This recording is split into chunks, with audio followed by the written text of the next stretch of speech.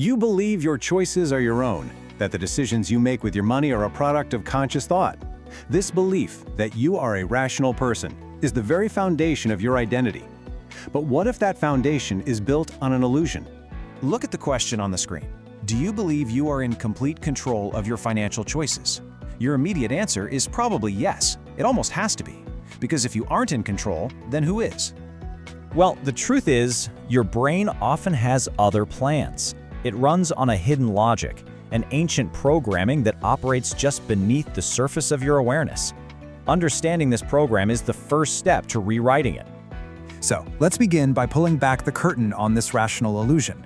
The invisible forces we're about to uncover aren't random. They are predictable. They follow patterns. And once you see the pattern, you can no longer be a pawn in the game. The first of these forces is called relativity. Your mind doesn't really think in absolute value. It's a comparison machine. It determines something's worth not by what it is, but by what it's next to. And this is a critical vulnerability in your decision-making. Now, this slide exposes that mechanism perfectly. In a famous study, the economists presented these subscription offers.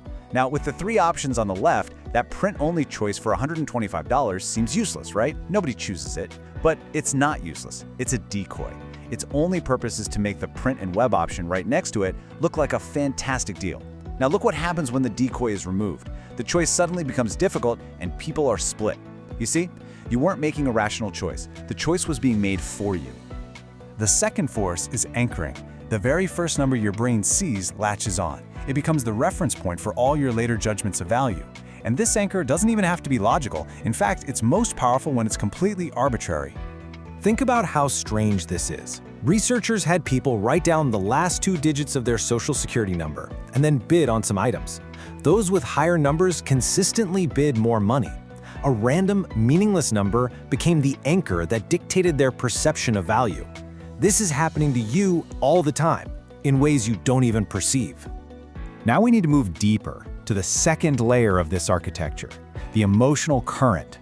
Because beyond these cognitive glitches are the deep-seated feelings that guide your hand whenever you reach for your wallet. Emotional spending isn't some kind of character flaw. It's actually a coping strategy. It's an attempt to use the external world of things to solve an internal state of being. You're not really buying a product. You're buying a feeling, relief from stress, a distraction from loneliness, a symbol of achievement. And that's the crucial point. The purchase is just a symptom, not the cause. The transaction itself is a distraction from the real need, the real void that you're trying to fill. And beneath so many of these emotions is a powerful undercurrent, the scarcity mindset. This is a deep programming, often installed in childhood, that constantly whispers, "There will never be enough." This fear impairs your ability to see opportunity. It keeps you trapped, making decisions not from a place of growth, but from a terror of loss. But understanding these forces isn't meant to disempower you. It's the opposite. Because once you can see the architecture, you can become the architect.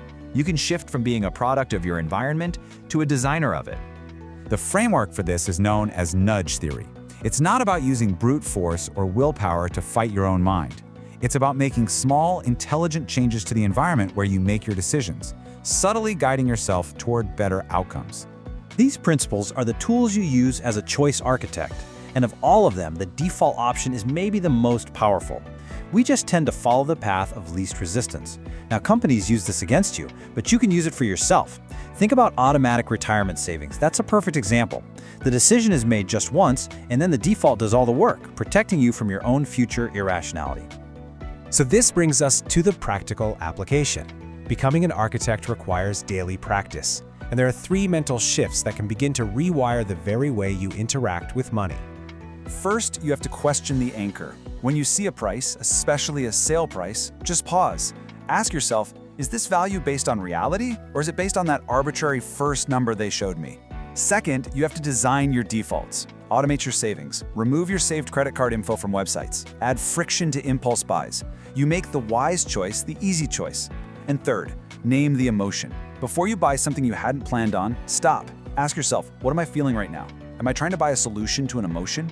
Just naming it can often break the spell. So you see, financial mastery is not about more willpower. That is a losing battle. It is not about fighting your brain's fundamental programming. That is a war you cannot win.